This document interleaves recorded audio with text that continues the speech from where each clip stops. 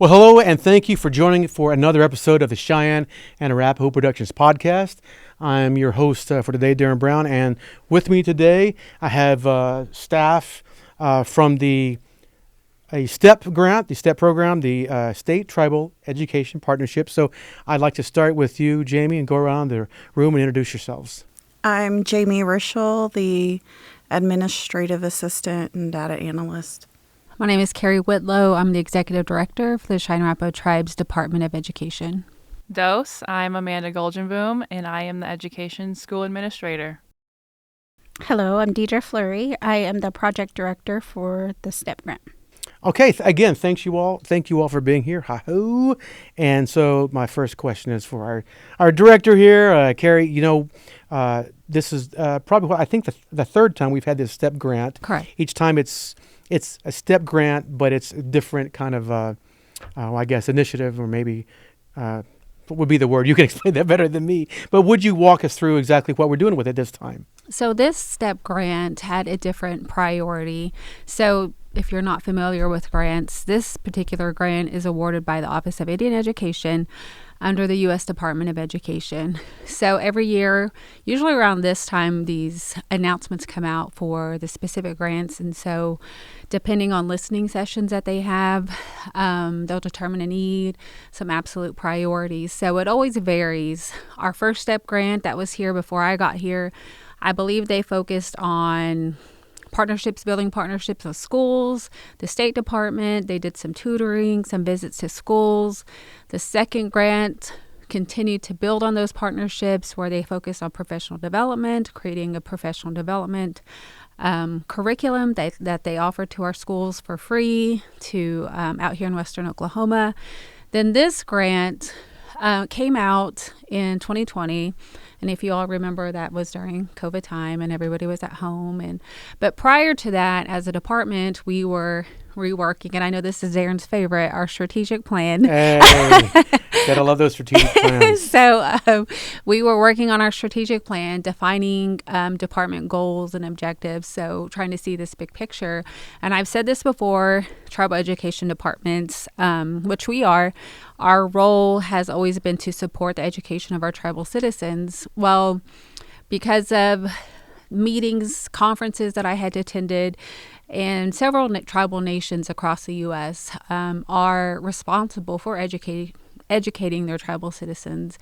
And they have schools in place. They have systems in place where they say, okay, this is our priority. Education is a priority. However, we want to educate them this way because it's important for us, for our kids to know this, language, history, culture, depending on what that nation needs. So seeing where we were as a department and trying to really push us into this new, which we were, doing some of that, but we weren't really aligning all of those things. So trying to say, okay, if we wanted to educate our tribal citizens, how would we do that? What steps do we need to take? Looking at Head Start, looking at childcare, what we were doing there. And at the same time, we were talking about, writing some curriculum. We were talking about, well, if we want language taught in the schools, then we need a teacher. And then how all these conversations were happening at the same time with people like Mario Molina, who is with Indigenous Solutions, Bernadette Anderson, who's with Academic Development Institute. So we were already working on a strategic plan. This grant came out and we were like, okay, what do we see is the need? Let's look at the strategic plan, big picture. What would we like to do? And I believe one of those priorities was about charter schools. And so Bernadette, who also has experience in charter schools and segregation, and she's a doctor, so she was doing research along those lines. So it just all naturally happen, these conversations of, okay, well, what would it look like if we try to put together a model? So essentially, this is a 3-year planning grant. It's not, I know whenever they announced the grant, people were like, oh, you're opening a charter school next sure, year? Just like that. No. And anything that we do, we want to take our time. We want to do it right.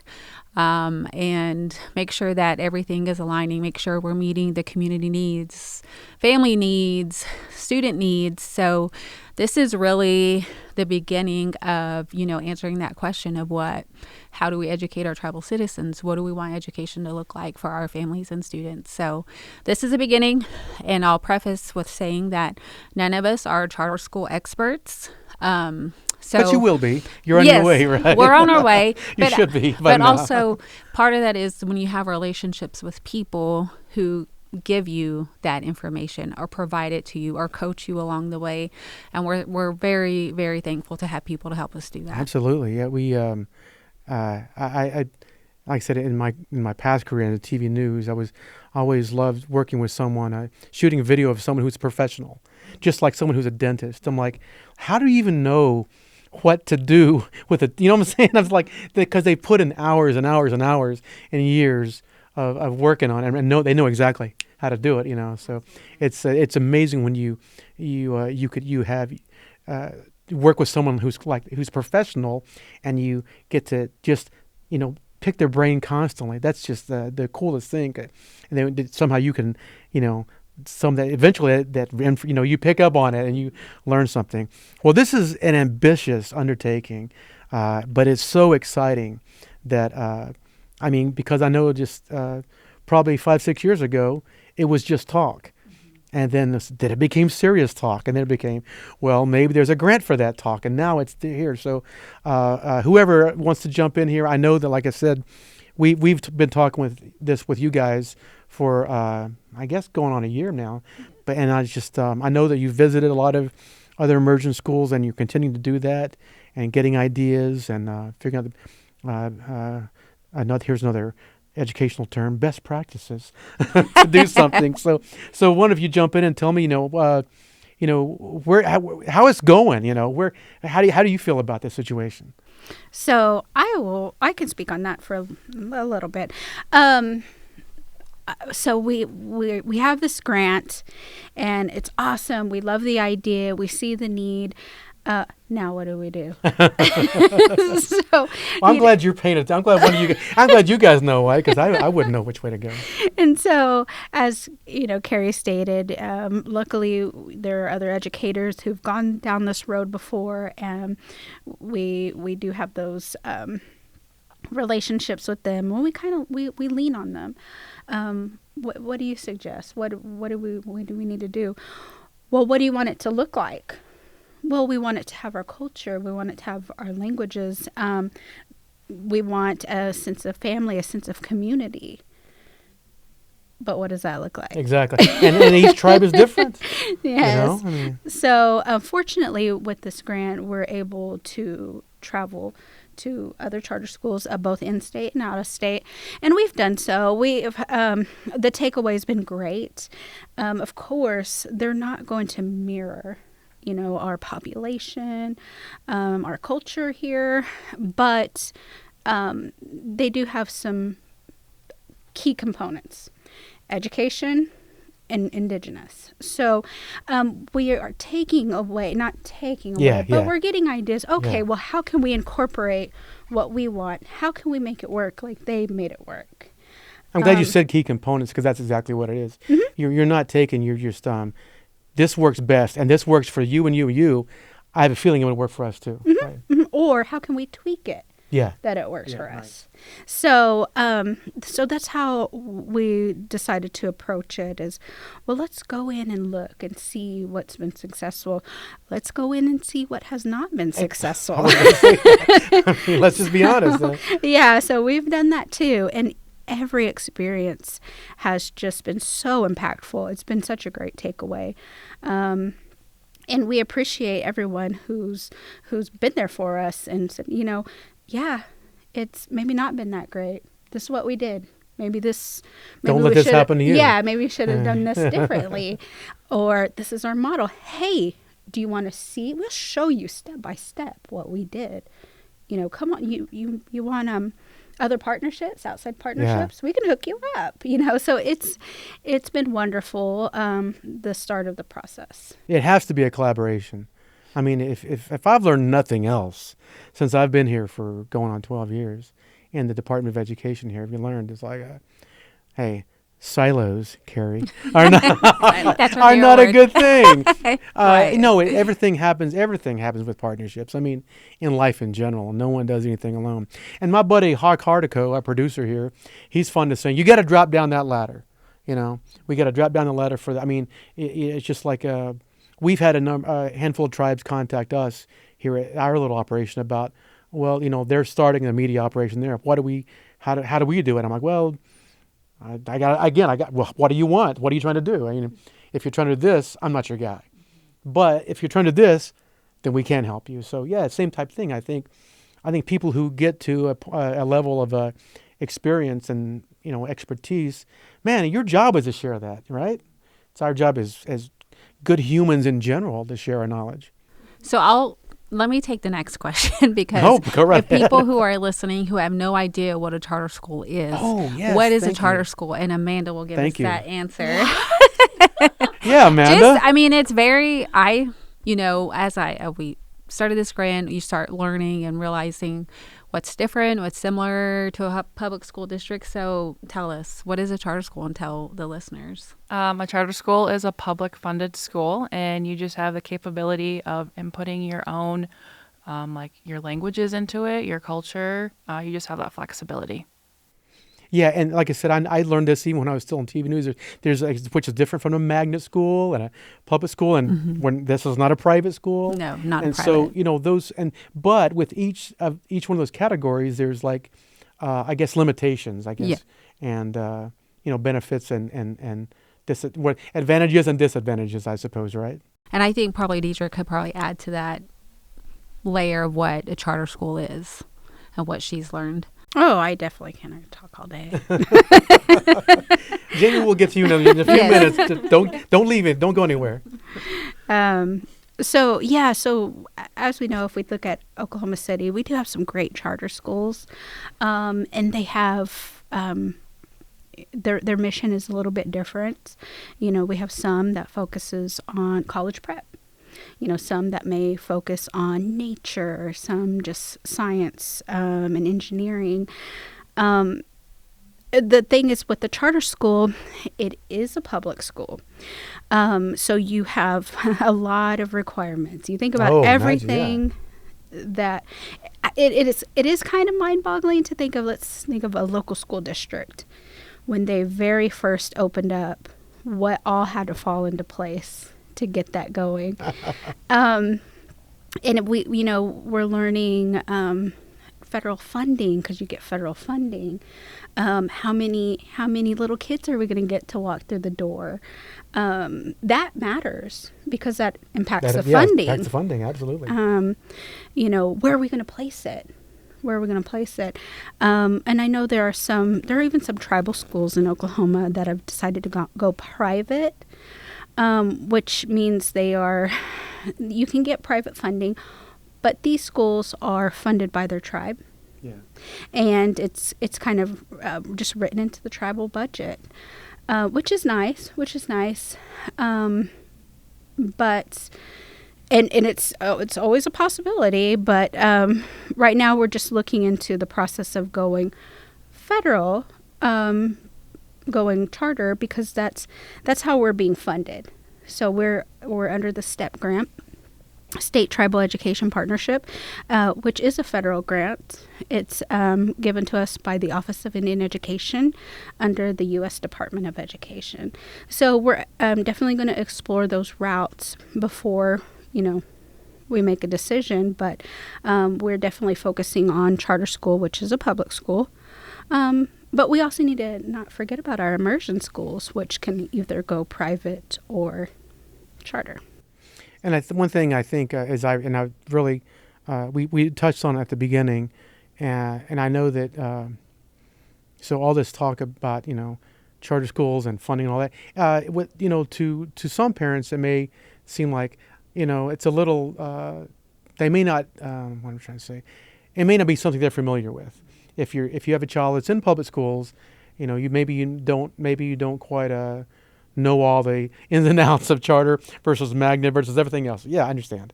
So for someone who may not follow, can we break that down to what we're trying to do here and what we want to accomplish with this school? And I mean, as I understand that, I'm gonna let you speak. But it's Cheyenne and Arapaho based /centered /focused, right? Right.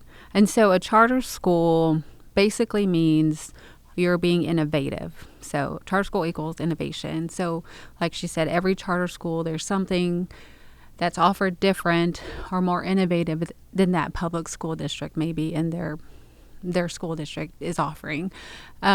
So what becomes an issue, for example, for Sovereign Community Schools, that was a charter school in Oklahoma City.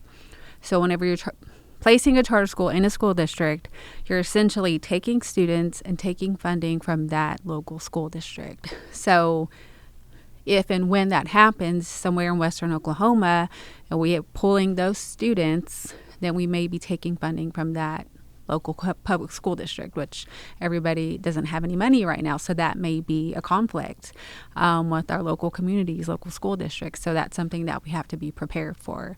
So yes, be prepared to offer something that they're not getting. Yes, right. That would be the selling point. Yes, that has to be a selling point. You can't deny anybody that wants to come to that school. It's a public school. You can't say no. We even though we're Cheyenne Arapaho centered, we can't deny anybody that's not Cheyenne Arapaho that wants to attend there because we are receiving public school dollars. So what we've learned in the past year has been a lot. So when you look at this grant, it is it's entitled Enhancing Educational Choice for Cheyenne Arapaho Tribes of Oklahoma. So if you all pay attention to what's going on, the landscape of education here in Oklahoma, they're pushing choice, right, for families, choice, parental choice. It's school choice. That's what's being pushed. So I don't know if we're ready to have this conversation, but does that mean the same thing for white kids versus brown kids? Does it? Yeah. I don't know. We visited with one of our former employees even before she worked with us. We went to Sovereign Community School in, what was that, March? Mm-hmm. And we wanted to know, why is this closing down? What did y'all do that didn't work? She was able to give us this whole other perspective of what's happening on the state level politics and policy and why they got on the watch list, who's on the watch list of being shut down. And they're mostly black and brown charter schools that are being, if you're not being effective, you're not being successful, then you're on the watch list and then we take away your funding because you're not being effective. Is that happening for all the charter schools that are not brown and black? I don't know. But we were having that conversation of what it may look like or what we may be up against. So even here in Oklahoma, they're pushing choice, educational choice. I mean, that's why we had written it that way, because we were aware of what's going on in Oklahoma. So the whole what's being innovative or what's unique about our charter school is that'll be based on Cheyenne Arapaho language and culture. The main thing is that when you look at here in western Oklahoma, and I don't know who's been raised out here, who went to school out here, there's been, history of racism, prejudice, discrimination. Our people, Cheyenne Arapaho people, we are identifiable, which means that we are brown. Our boys still have braids. Our last names are still, White Skunk, Young Bear, names like that here in western Oklahoma. Our kids are identifiable. And for years, and I can say that about my family, that we haven't always had the best experience in public school education. And I don't know if everybody's aware, but 93% American Indian Alaska Native students are educated in the public school system. So the public school system, which we all know, hopefully know that there's an issue because our people, Cheyenne Arapaho people, Indigenous people, are not represented in the curriculum, in the textbooks, and the administrators, and the teachers, right? So when you think about the experiences that we have where we go to a school, right? We get an education, but that system wasn't built for us. It doesn't, we don't always feel like we belong there. We experience racism or prejudice, and maybe not knowing it at the time, maybe years later, you're like, oh, why was I treated like that? Well, maybe because I was Cheyenne and Arapaho. So when you think about all of this years of what our families have experienced in Western Oklahoma, and then that leads to distrust of the public school system. So we have families that don't want to send their kids there, or because they were treated, the grandparents or the parents were treated, now I've got to send my kids to school here. So all we want to offer is a system of education that is centered on Cheyenne and Arapaho language, culture, history, values, where they feel like they belong. And what does that mean for, student success down years down the road, if they're secure in who they are and where they come from, and they're learning that not just in the home, but they're learning that in a school system. How much more powerful or successful will they be? We don't know that yet, but this is really just the start of that conversation. Did you all feel that? Because it just got real in here. No, I couldn't agree more, and I'm glad that you said it. And I wasn't going to go there. That's not my job as host. And I think you've heard me say this before. Being in this department, in the education department, we have a lot of conversations with educators, and the great thing is since we've been here, I've had the opportunity to interview a lot of teachers and just educator folks in Western Oklahoma. And I was speaking with a teacher a couple months ago. I think someone we interviewed like 10 years ago, and she was talking about the fact that she says, she was an elementary school teacher, and she said, when these so many young Native kids, when third or fourth grade, she says, man, they have so much promise and potential. She said, but when I see them when they're in high school, it's kind of, it's like it's touch and go. Some of them are doing very well, and some of them are already on the wrong path. And I said, well, I don't know that's not generally just across the Native race. I know this other, but I mean, here where we are in this world, that's what we're concentrating on. And I said I've seen that too. But I'm glad you said it, because this current public school model is not one that was. Let's just be honest. It was not built with brown people in mind.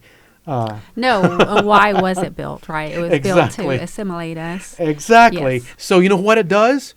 It assimilates us. It does. To absolutely. No one else should be to no one's surprise. And I've seen, I think all children have that spark of creativity and wonder within them. And Native kids are certainly no different. They're just oozing with potential. But for some reason, maybe it's situations / family life, but a lot of it has to do with this school system that was not designed with Native people in mind, and it sucks that creativity and that spark right out of them. So when you see them 10 years later, they have been assimilated, and maybe and many times it happens without them even knowing, or their parents even realizing it. And that's why I'm glad you brought that point up, because I was hoping you'd go there, because I wasn't going to. But the beautiful thing about what we're talking about, a Cheyenne and Arapaho charter school, would mean that I don't want to use the word control, but I want to use the word what's a better word for that? Regulate. Yeah. Control. Yeah. Regulators. No. What I mean is we have a hand. In how to help how to guide those kids onto the path the path that's not the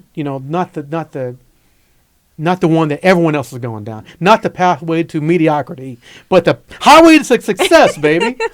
That's yes. Where you're going with this, yes. right? Yeah. I'm sorry. Let me step down from the soapbox real quick. then I'll let you but I'll you're let you guys absolutely continue. right, Darren. For the longest, we've been asking for a seat at the table, and with grants like the S.T.E.P grant, it's allowing us to educate ourselves on the public education process and the systems, and now now we know, and we're saying, we'll build our own table. Yeah. We don't need to be at your table. So that's the beauty of it. Now, we understand it's new, and it's not going to be for everybody.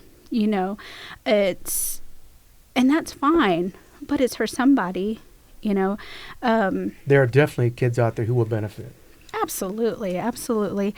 I know just myself growing up in Oklahoma City. I grew up in South Oklahoma City, predominantly Hispanic population. So you do see a lot of other students that look like me, not so many teachers and administrators. But we didn't have, and being in an urban area, it had a mixture of different tribes. We had so many different tribes, people from everywhere. So you kind of clung to each other. But you could be Choctaw, you could be Cheyenne and Arapaho, you could be, Laguna, you could be anything, Lakota. It's so many different cultures, but y'all are just huddled together. And everyone, and they speak to you as just one. You're all lumped in together. Yep. And so, but to have the opportunity to be in an environment where you learn where your ancestors come from, that's impactful. That's incredible. Now, I was fortunate to be raised by my grandparents, so I had my culture.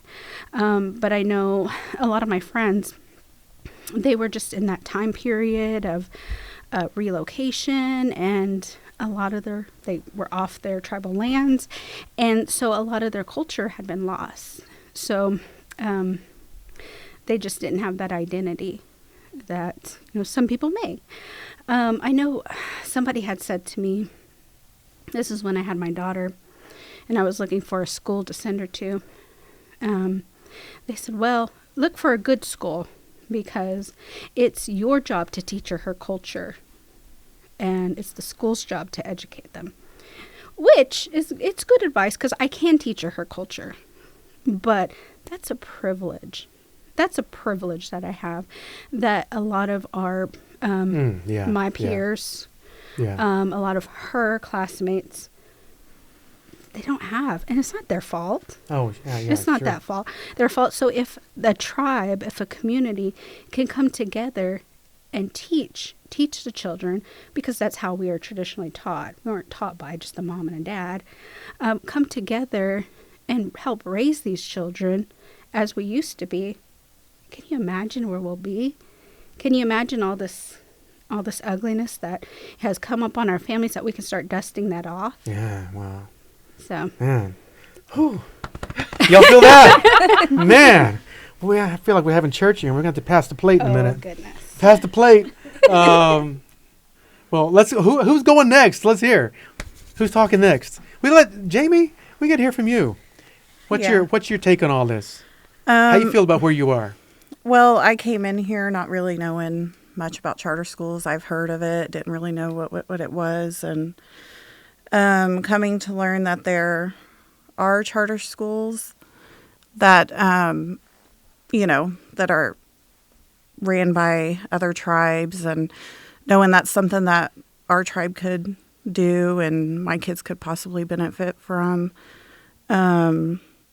I mean, like you guys were mentioning, like the public schools, I have kids, and I've that had goals whenever they were younger, and going to a smaller school, and then they end up in a bigger high school that just kind of changed for them, kind of changed their outlook on life, education, and kind of in a negative way. And I just see it benefiting like my younger kids, that it would be something great to have for them to be able to go to, instead of, dealing with the public school that I've experienced with my older kids. So, and let's just say that we're We're not condemning Yeah. all public schools. No, Let me get that straight. We don't want any phone calls. It would be. It's like she said, like the familyness of a small, not only a smaller school, but within our tribal youth and.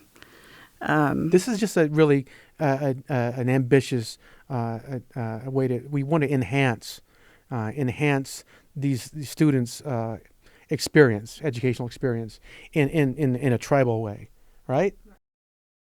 Yes. Does Amanda want to share? Amanda, come on. I think she does. So I think about what's really unique about Amanda is that she's from Wisconsin. So say Wisconsin. Wisconsin? She usually says it in her accent. Wisconsin? I heard you say it, so now I think I have to repeat it. No. So she was raised in Wisconsin, and she's Cheyenne and Arapaho. She moved down here 2020 during the pandemic. And so she applied to be an apprentice, an Arapaho apprentice. And so I think what her story is that she hasn't lived here all of her life. However, she came back to seek a connection, right, to her Cheyenne Arapaho people, and she chose to do that through language. So if you want to share, why or how did you end up here in Concho of all places? Of all places. Yes, but you want to be here. I think that's important and for people to know. So growing up in Wisconsin, I think there were only 3 or 4 brown families. We were like one of the only native ones in a town of like 8,000. So I mean, it sounds really bad, but like I grew up white. I didn't have that connection to culture or anything down here. And my previous job just took me to other parts of the U.S. and it was finally my turn to pick where we got to live. So I wanted to be down here. I got to visit my grandparents like in the summertime or like Easter. And I just loved seeing all the brown people. And where are your grandparents from? They are from Canton. Okay, great. Yes. Canton. So, and like Carrie said, like I've always had that that disconnect of like, oh, who am I? Like I need to figure this out. And so we moved here to Oklahoma and I was just scrolling through Facebook and I'm like, oh, I can learn the Arapaho language and get paid to do that? Yeah. Okay. Yeah, you can. Yeah. How cool is that? I know. So I signed up and I've connected with like the elders and other people here and I love it. You just find a piece of you that you didn't really know was missing until you find it really. And so I try and bring Dominic around. He's my son, and to give him like what I didn't have growing up. And I just think it'd be so important for our kids to be able to experience everything and anything that they can. I'm glad you shared that because the longer that I'm out here, I meet more people.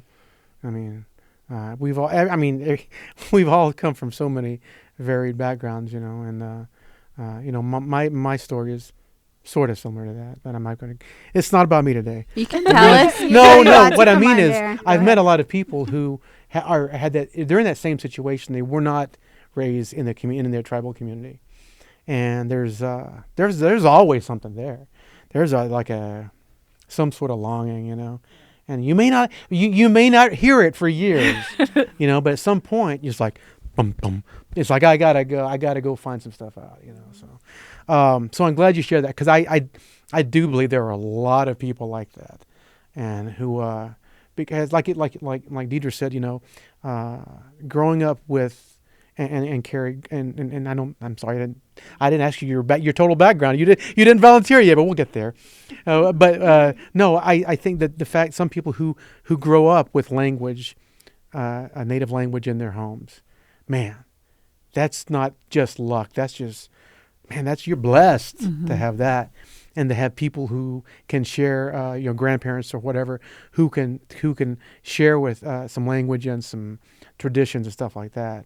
That's just so valuable, And people, like yourself, may not have that, but that doesn't mean that you can't work at it and get back to a place, back to a good place in a good way, eh? You say all of that, Darren.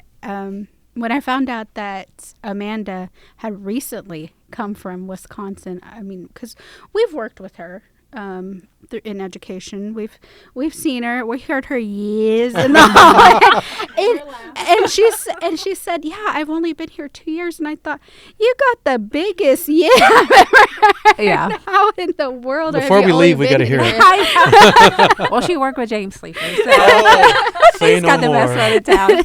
Say no more. I hear them across the hall all the time. Yeah. Must be Amanda over there. Yeah. No, I'm kidding. I'm I kidding. know. I was like, "Get back over here, You Amanda." should wear that Running as a badge of honor when you got a good year. All right. Well, okay, let's get serious again, maybe, if we feel like it. No, tell me, so this is, did we say this was a 3-year Yes. grant and it's to basically, to research and get our ducks in a row, kind of. Right, yes. Right? And so tell me where we are. I mean, let's say if there's, let's say there's 5 steps, where are we? You know what I'm saying? And I think people want to know kind of, first of all, you've made amazing progress in a short span of time, but there's always it's one of those processes you got to keep learning, Mm-hmm. So kind of where are we in the process? So, well, and actually, we've been fortunate to have CAP come along with us on this journey in the learning process, because we had to learn before we can do. So right now we are in doing a community outreach. We're in the community outreach and input process. We're developing surveys because this isn't a S.T.E.P school. This isn't a Carrie school. We're not making the decisions. Yeah, this is a community school. This is for... Otherwise, what's the point? Yes. So we are trying to get the input of the community. We're trying to get the word out, get awareness out. What is it? What do you all need / What do you think is important? Yeah. So at the same time, now that we're educating, we're trying to educate the community as well, so they can make informed decisions. We're also putting together, and this is part of any charter school process, is putting together an advisory circle, design team, however you're going to work it. So right now we're looking at who do we have? Who are our educators now? Who are our people in law? Who are people in finance? Who are people in marketing? Who can help us? Who has these resources that can help us get off the ground? Who knows federal programming? Those are the people that we're looking into to kind of put them all in one room and really develop it. Now that we have a good understanding, we're sharing the information with our leadership here. We can really start moving forward now. We kind of formulated our year 2, what it's going to look like, and it's going to be a lot of boots on ground, a lot of working with people, these various groups, but that's what we prepared for. And hopefully, by the end of year 3, we'll have we will. I'm not going to say hopefully. Yeah, don't say hopefully. We will. Yeah. We're going to have our plan. It's going to be down. It's going to be written out to where we could say, here, this is how you do it. This is how much it's going to cost. This is what we need. This is exactly how it needs to be. This is our policies, our HR policies. It's going to be the whole thing. We can just say, we're ready. We're ready. I'm glad you said all. I was thinking the whole time. I was like, yeah, it's like you can't. Carrie just can't say, I'm gonna go build a house, y'all. No. And here's some nails, here's some boards. Right. We'll help you. We'll help you build your house. No, that's gonna be one funky looking house. Mm-hmm. You have to have plans, Right. and you have to figure out.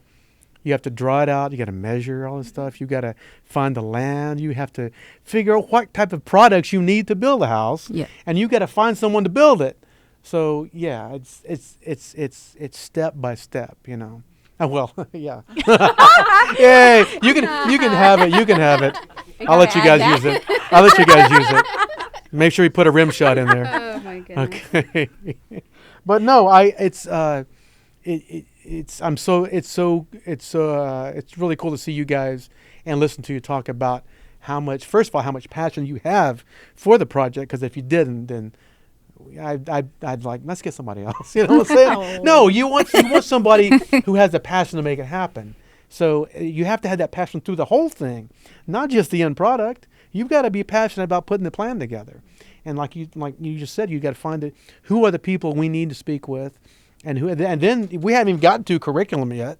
I mean, that's down the road, and then you got to identify where the students, come from, and I mean, so I guess that question I asked was a little unfair. I mean, I can't tell you guys, you can't tell me exactly where you are, but I mean, we can. Okay, well. Yeah, no, we just did, and everything you said, we are identifying those right now. That's where we are. We are identifying all of that now. Thank you. Now that we know what it is, we have to identify. I think I said that. I didn't say that properly. What I mean is, you're on the track, and you're making really good progress in a quick way. And I know that. Well, and what's different about a federal grant is that you have to identify your objectives. Mm-hmm. You have to identify what year one, what year 2, year 3 exactly looks like, and you have to stay on track with those objectives or those tasks in order to have a successful grant. So it's not like you can just sit here and not do nothing and not have a. Well, I'm working on it. Yeah. But we also have our consultants who meet with us and keep us on track. And like she said, if we don't understand something, the past 2 days we sat in 5 hours total of professional development of sitting them saying, okay, this is what this means. This is what it looks like. And then they give us all that paperwork and we start filling in the blanks. So, it's helpful to have partners like that. But we really have 2 objectives. It really started moving in, what would you say, August, when we went our first school visit. Mm-hmm. And the purpose of those visits is just to learn about different types of models. Because when we went on our first visit, which is to Honolulu, Hilo Island, Hawaii, which wasn't our selection. It was. Why did you have to put it that way? Because I just don't. I know. So our consultants who know these organizations, these people, these schools, they connect us and say, I think it would be helpful for you to see this model. So we went to see a complete immersion model. Diedra, myself, Hawk, and then this grant also requires you to involve tribal leaders. So we had Teresa, Diane, Travis, and Kendricks, who also came with us. For those people who don't know, we have tribal leadership. Yes, and legislators there. Yeah, so we all traveled to Hawaii and we went to Hilo Island. In total, throughout the week, we saw 3 different schools. And then we went and met with their State Department, learning about their deputy commission there, about charter schools. It was a lot of information. And I just reread my notes yesterday because I finally typed them up and sent them to them. But it was a lot of information. And I think people were getting hung up because that was our first visit that, this is what we're going to do. It's not where we're. How do I get in that office again? Yes, no, it's not where we're starting. We're just learning about different models. So that was a complete immersion model, learning about Native Hawaiian culture, and which I've been there as a tourist kind of for NIA years ago. But it's different whenever you're visiting the local community and their schools and their families. Yeah. I'm sure Hawk could probably share too. And it was very powerful and very, interesting to see that this is where these kids choose to go to school and really asserting their values, and they can speak to you. I know our first visit, they were teaching all of their subjects in Native Hawaiian language, every single subject. We couldn't even enter their grounds until they had to sing a song to welcome us in. What is that called? Pico? Where they would sing a song and they welcomed us into their space. And then they did a dance. I'm not sure what it's called, but for us. And then we got to share. They asked us questions. We asked them questions, the students. And so it was really interesting to see. I mean, I've heard about, how their immersion schools and everything, but it was very neat to see in person. Then we get to meet with the administrator. She sat with us for about 2 hours and just talking about all the politics and all the administrative type stuff that you have to worry about working in a charter school. So that was 3 schools. That was a whole week. And then in September, we went to North Carolina. We went to Lumbee, their community school, and then we also went to Pine Springs Academy. And that was 2 totally different models. So, in one visit. Then Diedra and our legislators went to NACA in Albuquerque in October. This is February. Last month, we went to Pawhuska, their immersion school. Osage Nation in Pawhuska. This month, we're going to Tahlequah for a Cherokee immersion school. And then next month, we're planning to go to California, which is Barona and Paula. And Rincon. Yes. So we'll go there for some visits also. So Yeah, and like you were joking about it. I know people. Hawaii really must be rough. I know that's what people. That's tough, but right? I think what people need to hear is, when you're doing a really important project, you want to like I said, let's say you get some sort of diagnosis that the doctor you don't want to hear. What first thing you want to hear? Second, third, fourth opinion. I mean, it's like, and that's exactly what we're doing. It's like, what I'm trying to build something beautiful and functional and efficient. And, I don't want to just take one person's word for it. I'd rather hear from a dozen people. And, and because out of that dozen, there's going to be 1 or 2 you're like, that's not really for me. That's not really what we do. yes. But you may find one that's like, oh, this is what we need. And, and you won't know that unless you go visit a dozen.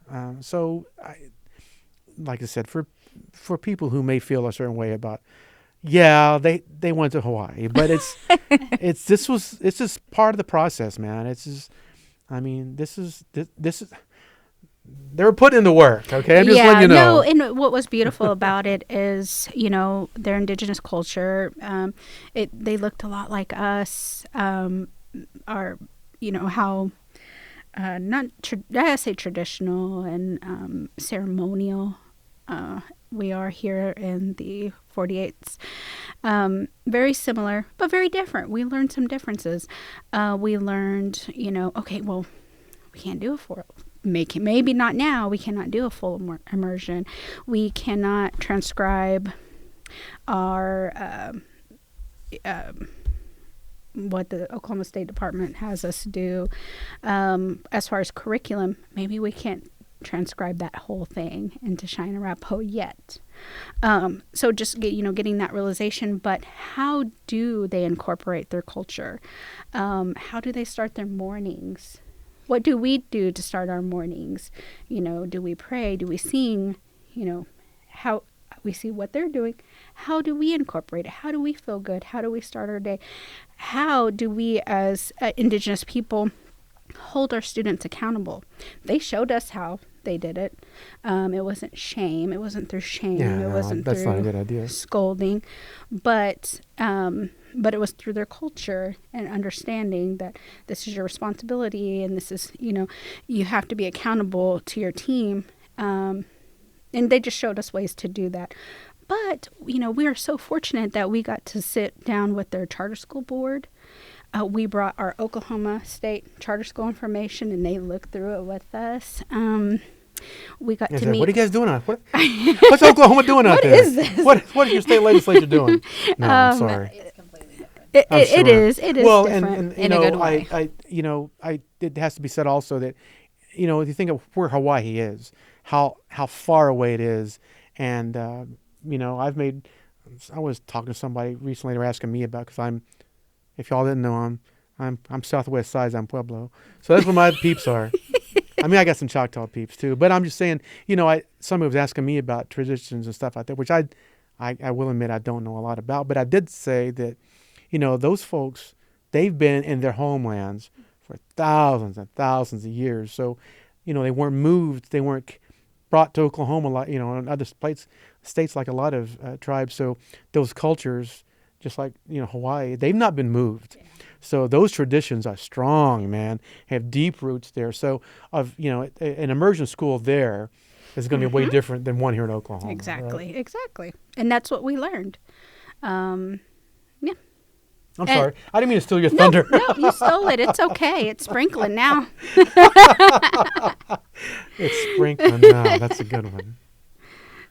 But no, I think, like I said, we said, every tribe is different in so many deep ways. Yeah, actually, when we went to North Carolina to be with the Lumbees, they showed us their museum, and they were so welcoming. They fed us their traditional foods, and they have so many educators. So I remember looking around and thinking, this is very different. It's different. And then it finally, because I'm a ding dong, they're a first contact nation. Wow. We're just lucky to be there with them. So, of course, Lumbees will even look different from what we have. Yeah, absolutely. Yeah. And so, just realizing that, and, them trying to hold on or find their culture and hold on to what they have and what they know. Yeah, think about that. That was so impactful, because a lot of stuff we just take for granted, right? Yeah. And then how they really do emphasize education in their community.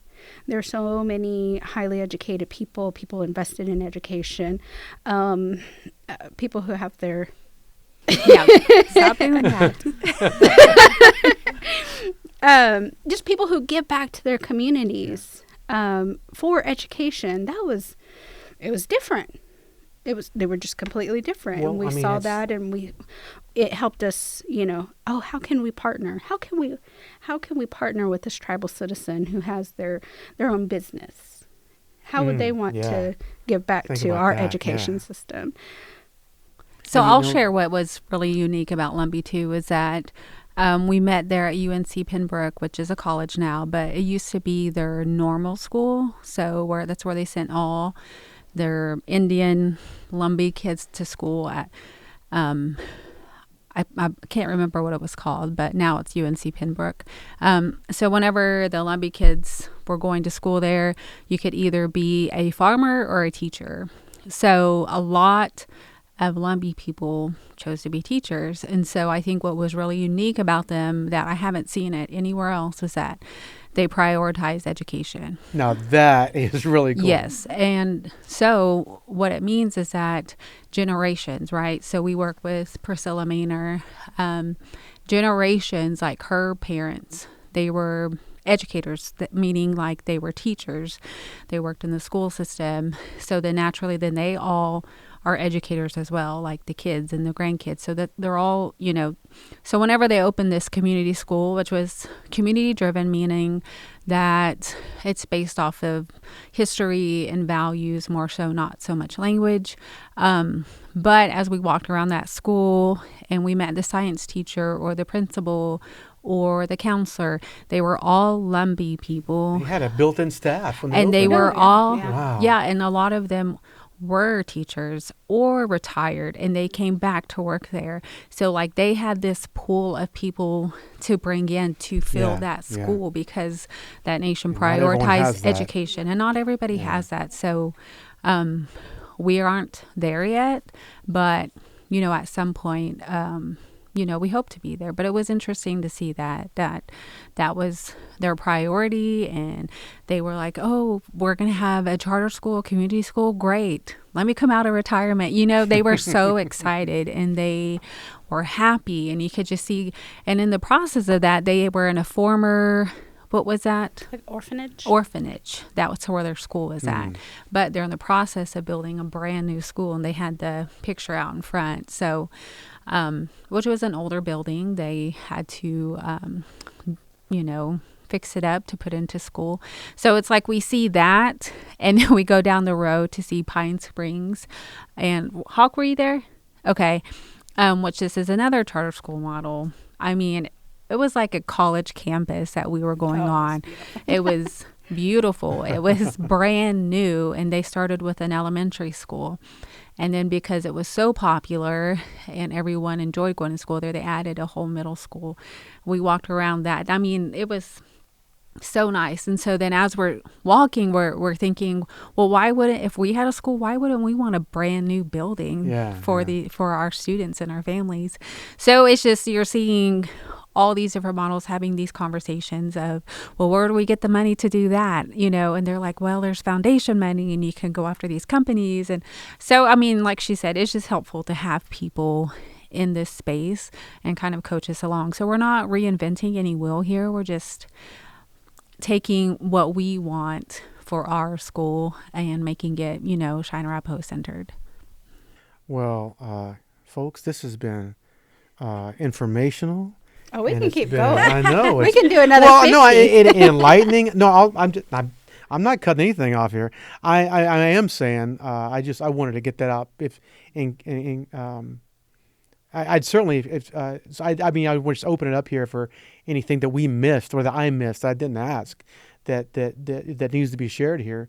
And, this whole, like I said, for the people listening and watching who may not have known anything about this, I think it was probably information overload or like, whoa, mind blown, because like I said, the first time I heard there was a charter school, I said, what? There's not a charter school. Yeah, there's not one there's yet, not folks. Yet. But we are in the process yes. of building the plan to make it happen down the road. And people need to know that, man, things are happening. Wheels are turning, man. I mean, stuff is getting learned left and right. So I want to open up to you guys and, leave us with any final words or, anything else that you think we missed. Amanda or Jamie? Deidre's been on all the visits. I missed NACA, but they both attended their first school visit a couple weeks ago. We went to Pawhuska. So if you all want to share anything that you saw there or the experience that you had whenever you saw a school. And then, Jamie did see Sovereign. Yeah. There weren't any students there, first. so so it might be a little difficult to compare the two. But or what were your thoughts or feelings about Pawhuska? I mean, I like the way they were running their school. It felt, I don't know, I got like a good energy, from there. But one thing I was telling Diedra, I said whenever I imagine like our charter school, I always think like, okay, well, if we're going to have first, second graders or whatever, I'm thinking of a classroom full of kids. There they had maybe, what was it, like second graders or third graders, they didn't have any students in those classes. And then maybe like first graders, they just had 3 or 4 and just kind of random. So it just kind of let me know that, I guess we don't have to be as big to get started at, and like he said, they started off as a Head Start and then kind of went up a grade almost each year as they were just able to build. And but having that support from the community is the only way that it can work. So that's kind of what we need. Thank you. Community support. At you. Community support has to be key. Yes. Oh, yeah. Yes. I mean, Of course, otherwise, it's just not going to work without that. Right, Amanda? Right. I thought it was really nice to see. You had all these kids of different ages. It was kind of like a community homeschool. They had their language and culture teacher there. He was gone at the time, but that'd be really nice to have. They had any questions.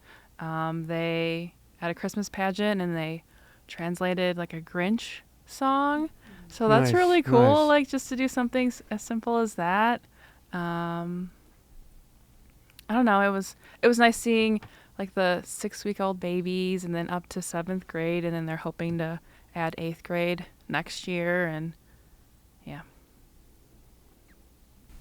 Now, what I will say about that Osage school is they had to rebuild some relationships, or really work on, not rebuild, but just cultivating positive working relationships with the local schools. So I'm not going to say rebuild, but I'm going to say cultivate a good working relationship with the local school. Because if you think about it, they're small. They don't have enough students to have a basketball team or football team or any sport. So they partner with the local district to allow their students to come in and participate. Even though they're a private school, they're still allowed to come in and participate with the local school. So I mean, if you can make that happen. And that was a great takeaway, because I wasn't aware that that was a possibility. So we take something away from each one of these visits. Yeah, how can you not? Yeah, I'm glad you mentioned about school partnerships, because I know that Carrie, that's something you've worked on ever since you've been here, and I know that it was most likely worked on before you got here as well, but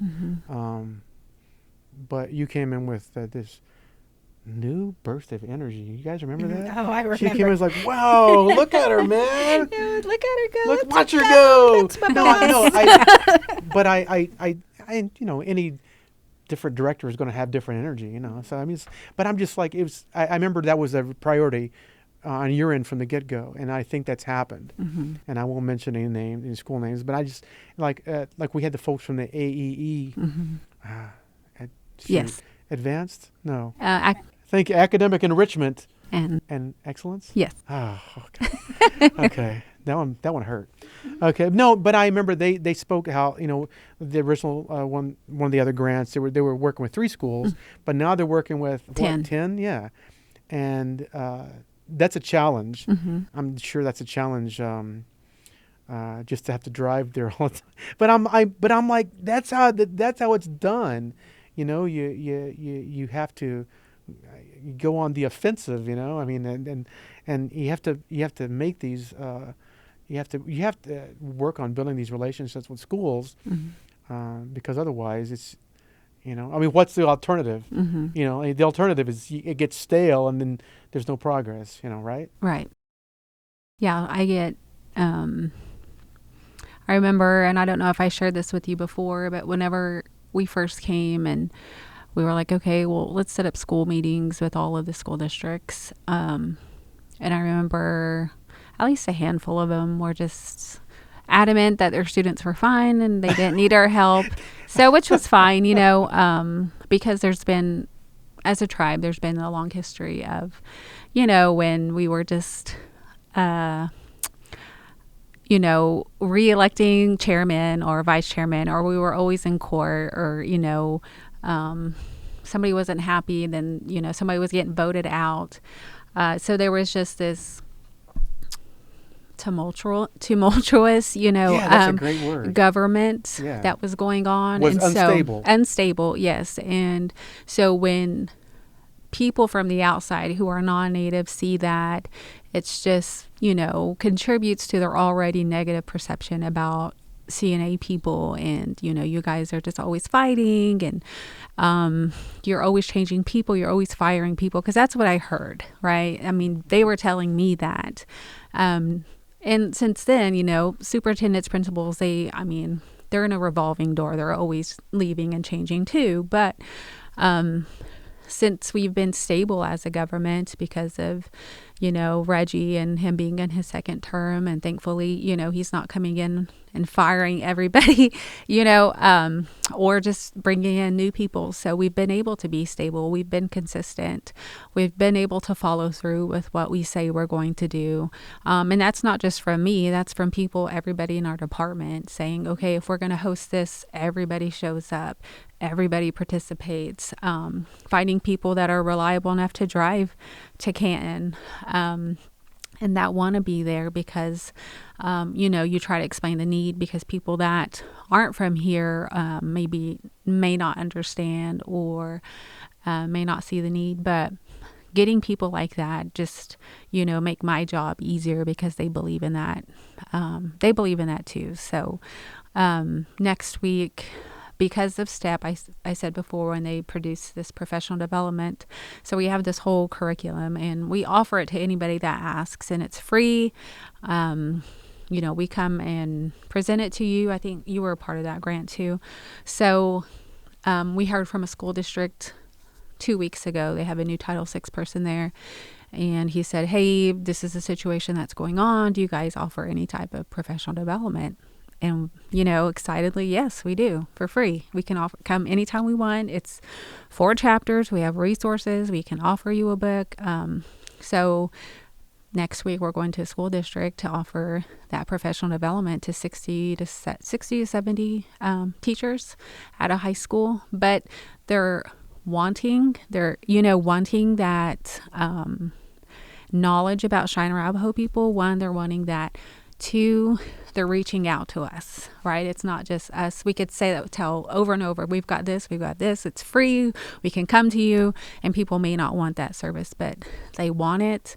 And the other thing is that I think that just speaks to the partnership that they value what we have to say now. And then what else was I going to say? I forgot, but they value that partnership. So they want us to come out there. They want to hear from us. And because of grants like this, we've created this resource. And now we have this resource available to school districts to say, okay, well, just all we need is an invite. Come and we'll show it to you, and we'll teach you about Cheyenne and Arapaho people.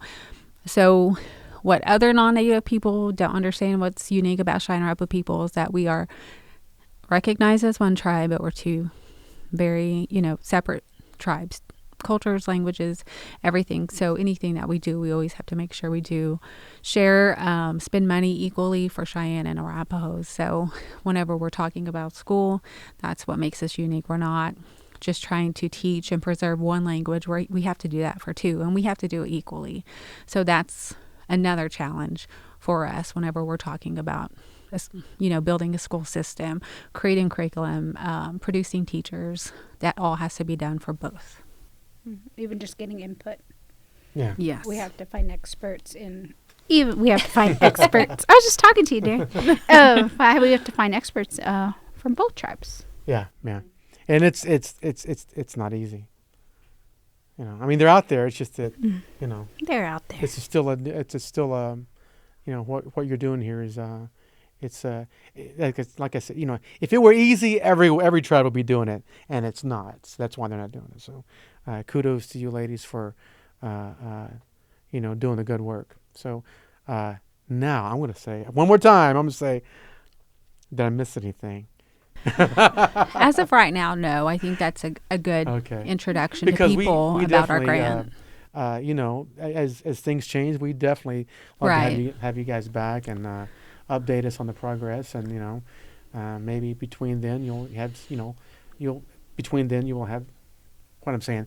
You're going to visit more schools, and so there's going to be more stuff to discuss next time. And they'll be having community meetings this summer. They'll be putting out surveys. So if you see anything with S.T.E.P, please fill that out. Please, you guys hear it? Respond. Fill out the surveys that they're going to put out. Yes. Surveys. And then remember, a charter school is a public school, so therefore we have to still meet state standards. And so that's not just us going in and just making up anything that we want, or just you can bring in teachers that don't have to be certified by the state. But then also, I think there's an assumption that you can just bring in whoever you want. You can have any type of standard. We still have Brown, salary $300. Oh my! But we still have to adhere to state standards. Okay. For anybody that's watching. Okay. Well, listening. It's been totally informative and just been fun talking with you guys. So, wow, man, surely you guys learned something. I know we all did. I feel like I did. So that's it for today and for this episode. Please, thank you for joining us, and we'll see you next time on the Cheyenne and Arapaho Productions podcast.